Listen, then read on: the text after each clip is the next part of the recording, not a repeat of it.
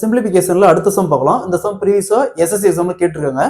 49 power 15 minus 1 என்ற எண் கீழே கொடுக்கப்பட்டுள்ள எந்த எண்ணால் மீதியின்றி வகுப்புன்னு கேட்கிறாங்க.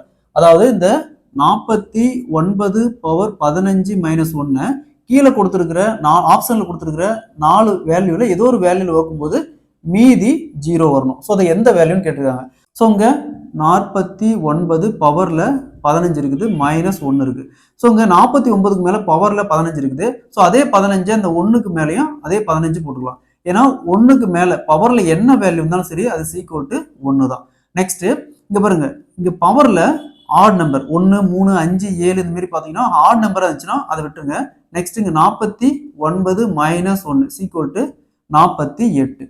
ஸோ இந்த 48 அப்படிங்கிற வேல்யூ கொடுத்துருக்கிற ஆப்ஷன்ல எந்த வேல்யூவால எக்ஸாக்டா வகுப்படுதுன்னு பாருங்க.